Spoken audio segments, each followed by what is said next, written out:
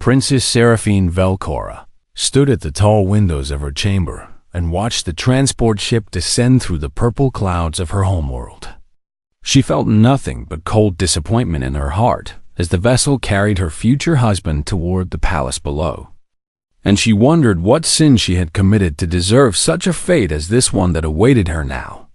The Volanthi Empire stretched across 40 star systems and commanded fleets that could burn worlds to ash in hours. Yet her father had traded her away for a simple trade agreement with the humans of Earth. And Seraphine could not understand why he would do such a thing to his own daughter. Humans were nothing special in the grand design of the galaxy, and everyone knew this truth without question or doubt in their minds. They lived short lives of barely a century, and they possessed no telepathy or natural weapons or armored skin to protect them from harm. And they had only joined the galactic community 3 decades ago after stumbling into faster-than-light travel almost by accident. The other species called them the newcomers and laughed at their small territory and their primitive culture. And now Seraphine would have to marry one of these unremarkable creatures. Her father, the Emperor, had explained his reasoning in cold political terms that made her want to scream at him in frustration. The humans control a strategic corridor near Zorath space, he had said without emotion.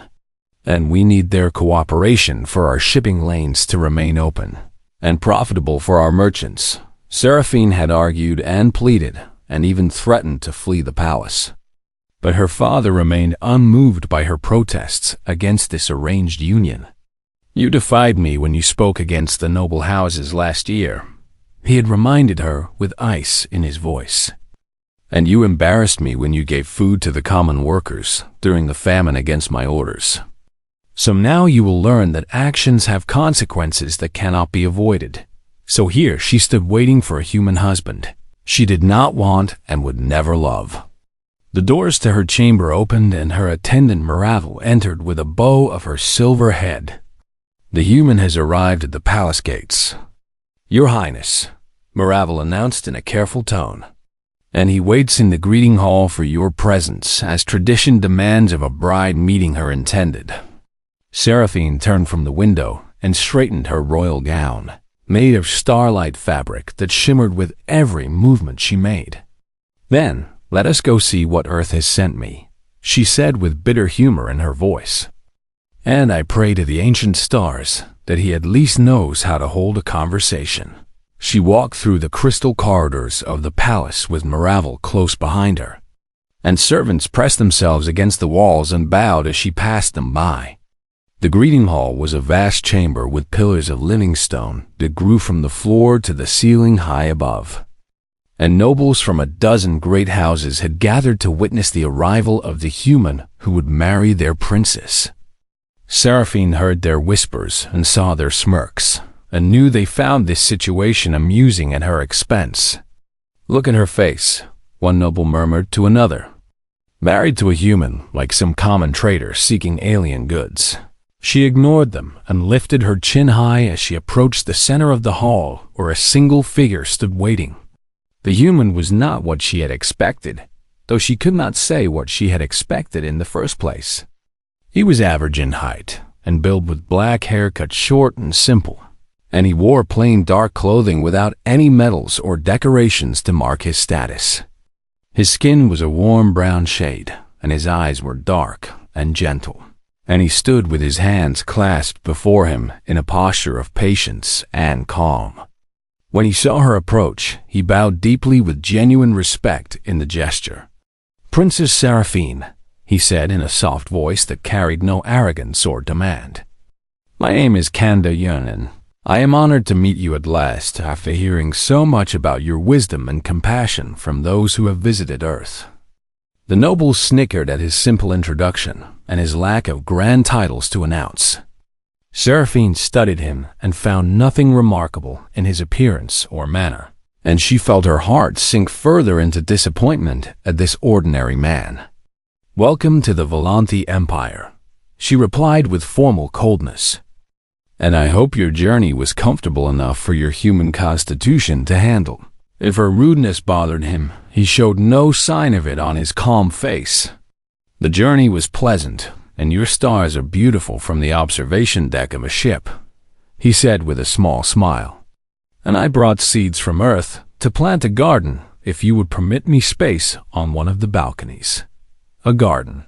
She thought with disbelief at his simple request. The nobles laughed openly now and made no effort to hide their mockery of this human who wanted to plant flowers, instead of demanding power or wealth. You may have whatever balcony you wish, Seraphine said dismissively, and I will have servants show you to your quarters where you can rest from your travels. She turned to leave, but his voice stopped her for just a moment.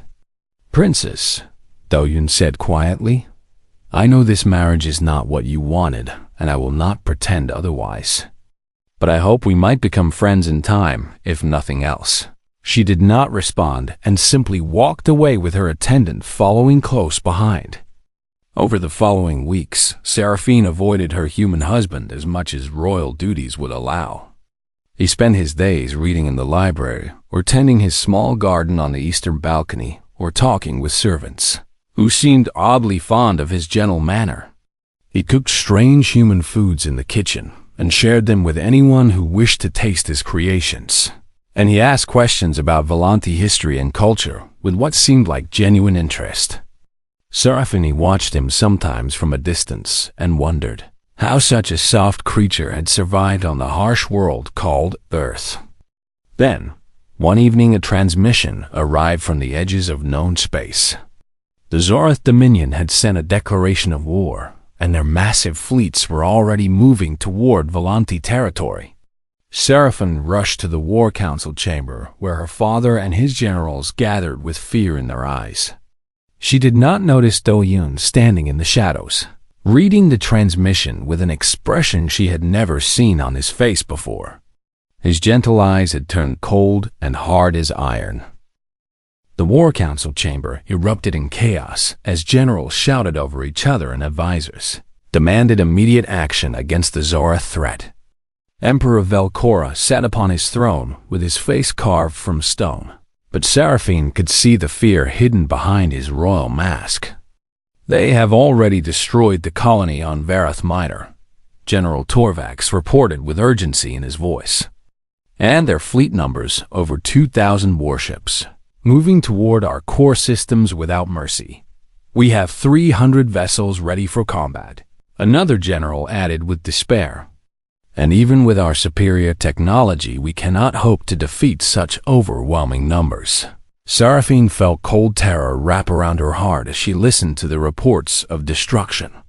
The Zorath were a species of conquerors who had enslaved dozens of worlds across the galaxy, and they showed no mercy to those who fell beneath their claws. What of our allies? The Emperor demanded. Have we received any response from the other empires we have treaties with? The Karathi send their regrets, but will not commit forces. An advisor replied with bitterness.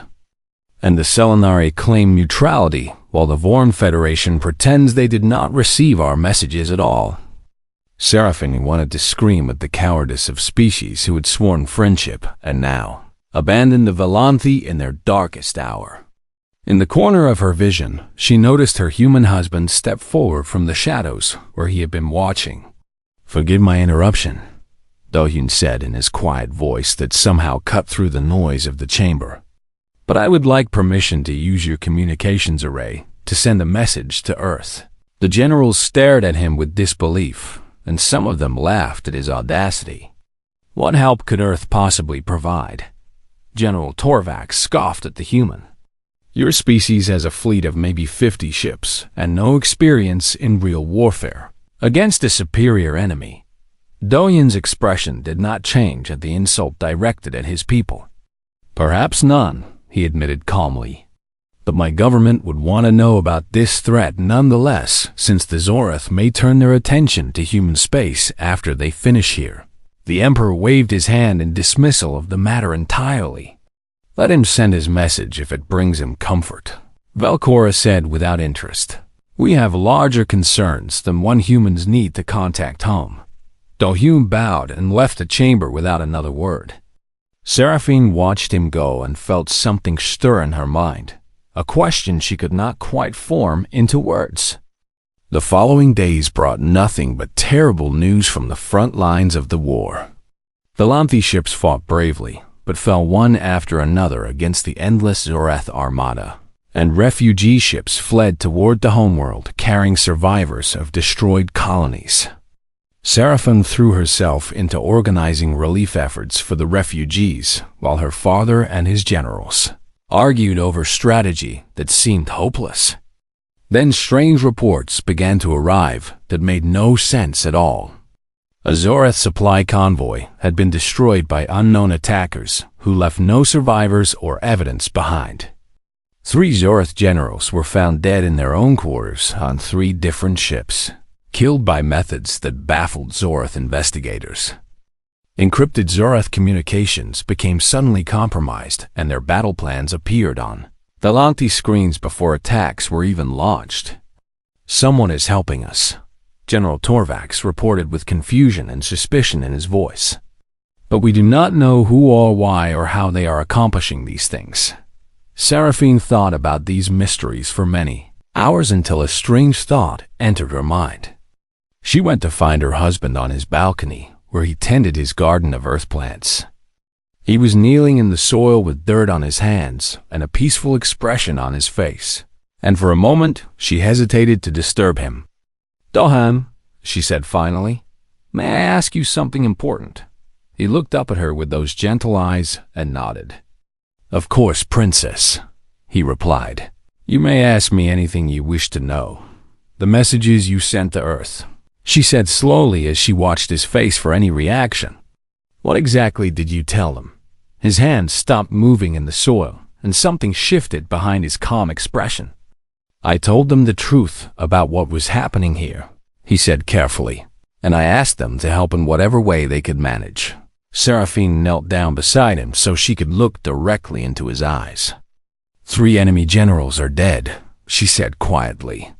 "Their communications are broken, their supplies are vanishing, and no one knows how any of this is happening. But I think you know exactly how." For a long moment, Donghyun said nothing and simply looked at her with an expression she could not read. Then he sighed, and the mask of the harmless husband fell away from his face. "Before I became a diplomat, I served in the Terran military for 20 years, he said, in a voice that had grown cold and hard. "And I commanded a unit called Task Force Prometheus that specialized in ending conflicts before they could begin." Seraphine felt her breath catch in her throat at his words. "We were ghosts who moved through enemy territory and removed threats without anyone knowing we were there," he continued without emotion. "And we ended 3 wars that would have killed millions by eliminating key targets and destroying critical infrastructure." "Why did you stop?" she whispered. "Because I grew tired of death," he answered, with something like sadness in his eyes. "And I wanted to build things instead of destroying them. So I became a diplomat and tried to forget what I was capable of doing." He looked at his garden and then back at her face. "But the Zorath are monsters who will slaughter everyone I have come to care about in this palace," he said firmly. "And I will not let that happen while I still have breath in my body." Seraphine opened her mouth to respond, but alarm suddenly screamed throughout the palace. A Zorath assassination team had breached the outer walls and was heading for the royal chambers. Dohin stood and pulled a small knife from his belt that she had never noticed before. "Stay here," he said in a voice that commanded obedience, "and do not follow me no matter what you hear." He moved toward the door with the grace of a predator hunting its prey. Seraphine waited for what felt like hours until silence fell over the palace once more. She ignored his warning and walked through the corridors until she found him standing among 5 dead Zorath soldiers. He was wiping blood from his knife with a calm expression on his face. "Would you like some tea?" he asked, as if nothing unusual had happened at all. Seraphine stared at the carnage around him and realized she had never truly seen her husband until this very moment. Word spread through the palace like fire through dry grass in summer. The human husband of Princess Seraphine had killed 5 elite Zoroth, assassins with nothing but a small knife and his bare hands, and no one could believe what they were hearing. Servants whispered in corridors, and nobles gathered in small groups to discuss this strange human who had seemed so harmless just days before. General Torvax demanded an audience with Do-Yoon and received one in the War Council chamber with the Emperor and Princess Seraphine present. "Explain yourself, human," Torvax growled with suspicion and something like fear in his voice. "How does a simple diplomat kill 5 Zoroth commandos who were trained to murder from birth?" Do-Yoon stood before them with his hands clasped behind his back and his face wearing the calm mask he always showed. "I was not always a diplomat," he replied simply, "and I retained certain skills from my previous profession, even though I had hoped to never use them again." The Emperor leaned forward on his throne with new interest in his eyes. "What exactly was your previous profession?" Velcora demanded to know. Do-Hyun looked at Seraphine, and she gave him a small nod of encouragement. "I commanded Task Force Prometheus," Do-Hyun answered, "a special operations unit that handled threats to humanity before they could grow into full conflicts. And we operated across 12 star systems without anyone knowing we existed." Silence fell over the chamber as the Volanti processed this information. "I have heard whispers of such a unit," General Torvax admitted reluctantly. "Ghost stories that soldiers told each other about humans who could appear anywhere and kill anyone without leaving a trace. They were not stories," Do-Hyun confirmed without pride or boasting in his voice.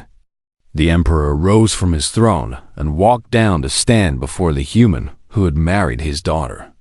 "The strange attacks on Zoroth forces," Velcora said slowly. "The dead generals and the compromised communications and the destroyed supply lines. That was your doing." "It was Earth's doing," Do-Hyun corrected respectfully. "And I merely provided information and coordination for assets that were already in position throughout this region of space." Seraphine stepped forward with questions burning in her mind. "What do you mean by assets already in position?" she asked. "Are you saying humanity has operatives in Volanti territory?" Do-Hyun turned to face her with something like apology in his expression. "Humanity has operatives in every major empire across 3 galactic arms," he admitted. "And we have been positioning ourselves for the past 30 years since we first made contact with alien species." The nobles in the chamber erupted in outrage at this revelation. "This is an act of war," one of them shouted. "They have been spying on us all along." Do-Hyun raised his hand and his calm voice cut through the noise.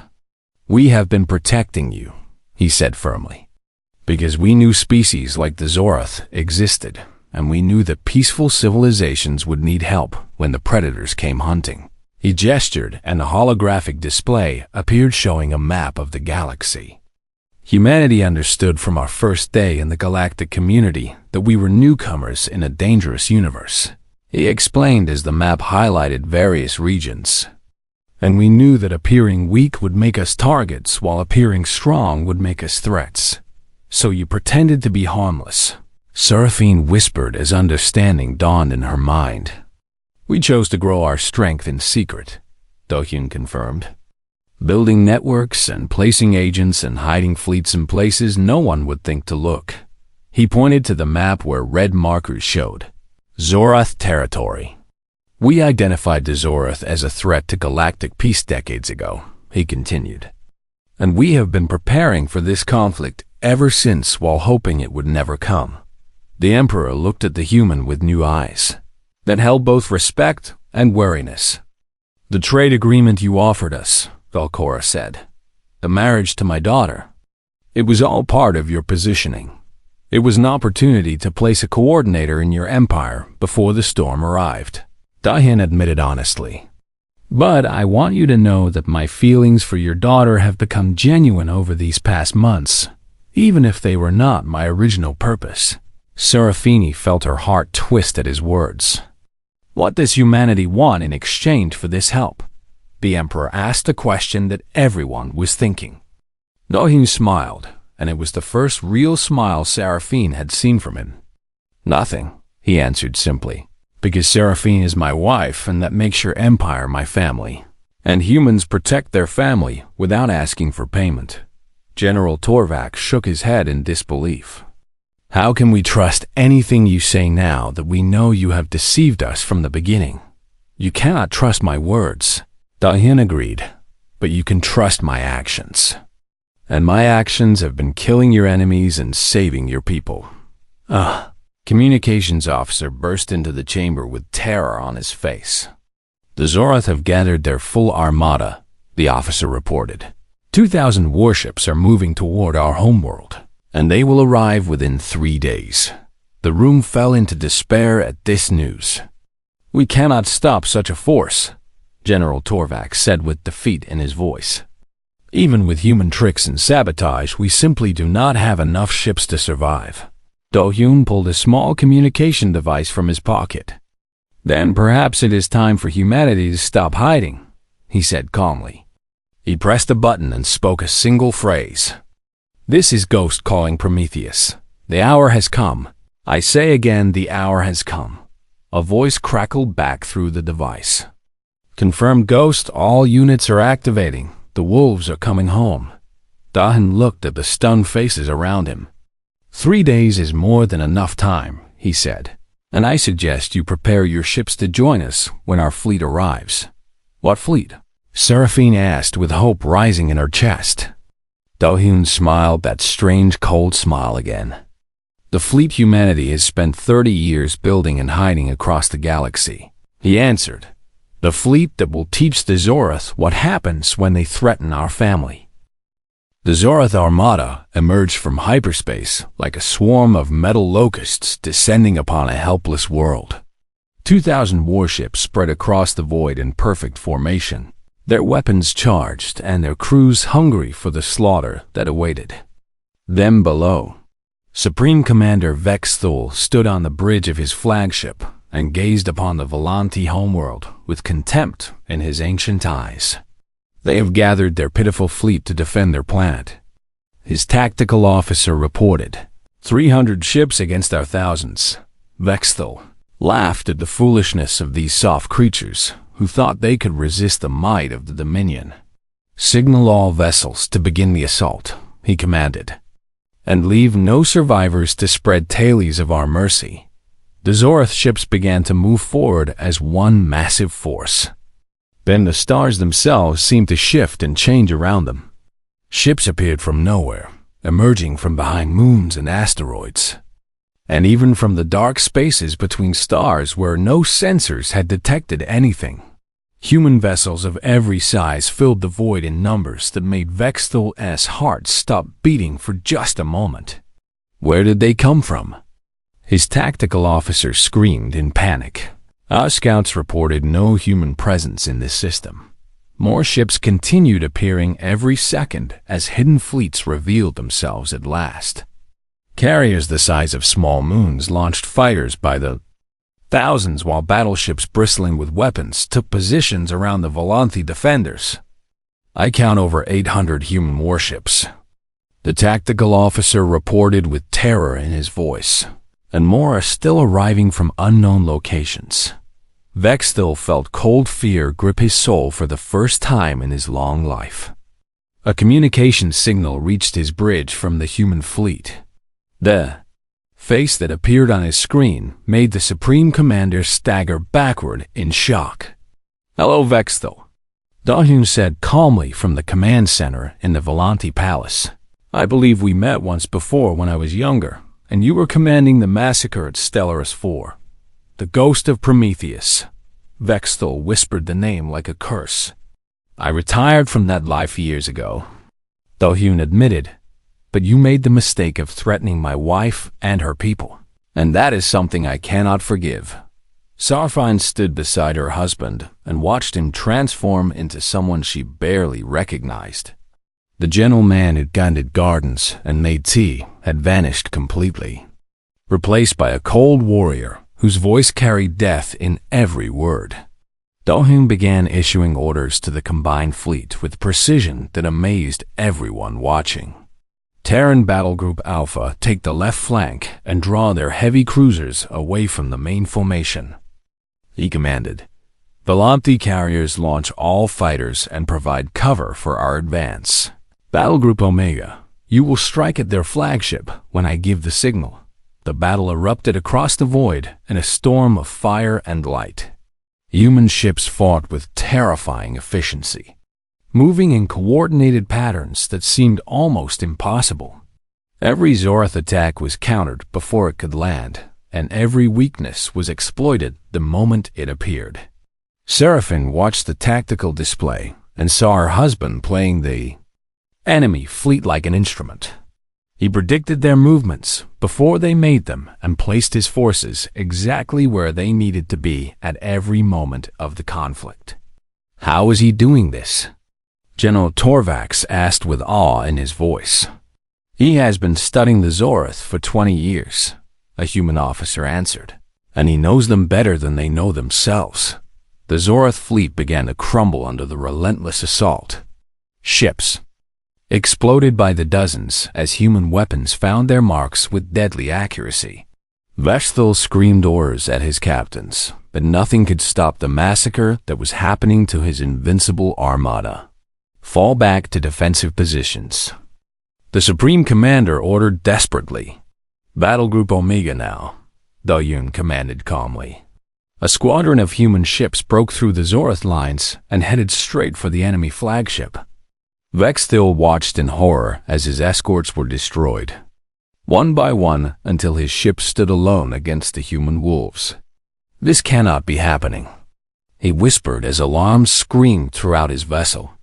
A transmission signal reached his bridge, and he answered it with shaking hands. Dohan's face appeared again with Seraphine standing proud beside him. Your fleet is finished, the human said without emotion. And you have two choices remaining to you. Surrender now, and your surviving crews will be treated with honor, or continue fighting and watch everyone under your command die. Vexthal felt rage burn through his fear. The Dominion does not surrender to lesser species. He snarled. Then you will die, Dahin replied, and I will hunt down every remaining Zoroth fleet until your empire exists only in history books. The Supreme Commander looked at his tactical display and saw the truth of his situation. Half his fleet was already destroyed, and the rest was surrounded with no hope of escape or victory. He thought of the stories his soldiers had told about the ghost of Prometheus, the human who had ended wars by destroying those who started them. I surrender, Vexthal said, the words that had never passed his lips in 1,000 years of conquest. In the name of the Zoroth Dominion, I offer our complete and unconditional surrender to the human forces. Dayan nodded once. Your surrender is accepted, he said. Order your surviving ships to power down their weapons and await further instructions. Seraphine touched her husband's arm. Why did you offer mercy? She asked quietly. After everything they have done. Dohyun looked at her with eyes that held deep exhaustion and something like sorrow. Because I am tired of creating graves, he answered, and because you showed me there is more to life than the mathematics of death. He took her hand and held it gently. I became a monster to protect others from monsters, he said, but you reminded me why that protection matters. Not to destroy evil, but to preserve what is good and beautiful in this universe. Seraphine felt tears forming in her eyes as she finally understood the man she had married. The Zoroth fleet powered down their weapons and the battle was over. But Seraphine knew that the larger war for her husband's soul had only just begun. The Grand Assembly Hall of the Galactic Council had never seen so many species gathered in one place before this historic day. Representatives from 47 different civilizations filled the circular chamber, their bodies of every shape and color imaginable. Some floated in anti-gravity chairs, while others stood on multiple legs or coiled, their serpentine forms around specially designed platforms. They had all come to see the humans who had shattered the mighty Zoroth Dominion in a single battle. Fear filled the hall like a living thing. Every representative wondered the same terrible question in their minds, wondering if humanity would now turn its hidden fleets against them. Princess Seraphine walked beside her husband as they entered the chamber together. She wore the royal garments of the Volante Empire, while Doyun wore a simple black uniform with no decorations or medals, despite everything he had accomplished. The whispers stopped as they approached the central podium, where all could see and hear them. "I am Kang Do-hyun," her husband spoke in a clear voice that carried to every corner of the vast hall. "And I speak today on behalf of the Terran Concord and all the humans of Earth." A Karathi representative raised his tentacles in a gesture of formal question. "The galaxy wishes to know what humanity intends now that your true power has been revealed," the Karathi asked with barely hidden fear. "Will you demand tribute from those who failed to help the Volante? Will you carve out an empire from the ashes of the Zorath?" Murmurs of agreement rippled through the assembly as other representatives voiced similar concerns. Do-hyun waited for silence before he answered. "Humanity wants nothing from any of you," he said simply. The hall erupted in confusion at his words. "That cannot be true," a Selenari delegate shouted. "No species builds such power without wanting something in return for their strength." Do-hyun smiled, and it was the gentle smile of the man Seraphine had first met months ago. "Let me tell you a story about humanity," he said, "because I think many of you have misunderstood who we are and why we do the things we do." He gestured, and holographic images appeared showing Earth in all its beauty. "When humans first reached the stars, we discovered that the universe was far more dangerous than we had ever imagined," he explained. "We found species that conquered and enslaved, empires that burned worlds for profit, and predators that viewed others as nothing more than resources to be consumed. The images shifted to show human colonies and families living peaceful lives. We could have built walls around our territory and hidden from these dangers," Do-hyun continued. "We could have become conquerors ourselves and carved out safety through domination. But we chose a different path." "What path?" the Karathi asked. "We chose to become shepherds," Do-hyun answered. "Protectors who would watch over the galaxy and defend those who could not defend themselves against the wolves." He looked around the chamber at the frightened faces watching him. "We built our strength in secret because we knew that revealing it too soon would make us threats in your eyes," he admitted. "And we placed ourselves in positions where we could help when the darkness came. The Volante were never truly in danger," Seraphine realized out loud. "You would have protected them even without the marriage alliance." Do-hyun nodded. "We would have helped them regardless," he confirmed. "But being family made it personal in a way that gave me the strength to do what needed to be done." He turned back to the assembly. "Humanity does not want your worlds or your wealth or your submission," he declared. "We want peace for all species who choose to live in harmony with their neighbors, and those who do not choose peace," a Vorn Federation representative asked nervously. "Those who prey upon the innocent will find humanity standing in their way," Do-hyun answered with steel returning to his voice. "And they will learn that there are some lines that cannot be crossed without consequence." The assembly fell silent as they processed his words. The Karathi representative rose again. "You ask us to trust a species that has deceived us for 30 years, he pointed out. "How can we believe anything you say? You cannot trust our words," Do-hyun agreed. "But you can watch our actions, and our actions have freed the slaves of the Zorath Dominion. Our actions have protected your shipping lanes without asking for credit. Our actions have been those of guardians rather than conquerors." One by one, the representatives began to murmur among themselves. The fear in the chamber slowly transformed into something different, something that looked almost like hope.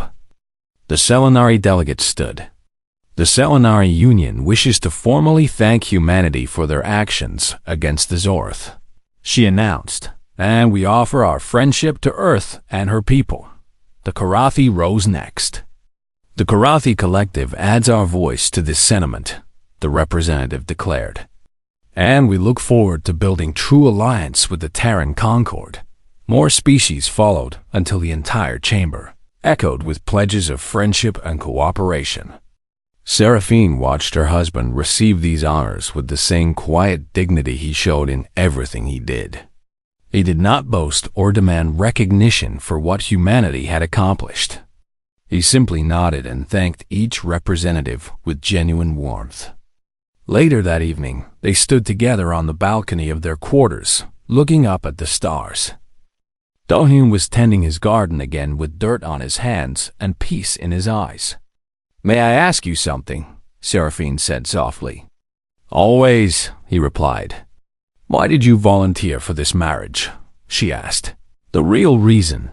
Do-hyun set down his tools and looked at her with complete honesty in his gaze. "I read about you before I came here," he admitted. "I learned that you defied your father to feed hungry workers, that you spoke against the noble houses when they abused their power, that you cared more about doing right than following rules." He took her hands in his. "I thought that someone like you might understand someone like me," he said. "Someone who has done terrible things for good reasons and who is trying to find meaning beyond the mathematics of death." Seraphine felt tears sliding down her face. "And did I understand?" she whispered. "You did more than understand," he answered. "You showed me that there is still beauty worth protecting and kindness worth preserving." She leaned into him and felt his arms wrap around her. "The galaxy kneels before humanity today," she said. "But they do not understand that you never wanted them to kneel. We wanted them to stand tall beside us," Do-hyun agreed. "As equals and partners in building something better than what came before." They stood together watching the stars. Somewhere out there, human ships patrolled the darkness, and human agents watched for threats, and human soldiers stood ready to defend those who could not defend themselves. But here on this balcony, there was only a man and his wife tending a small garden together. The galaxy had learned a truth that day, a truth that would echo through the ages to come. Humans were never harmless. They simply chose kindness first, and kept their claws hidden until kindness was no longer enough to protect those they loved.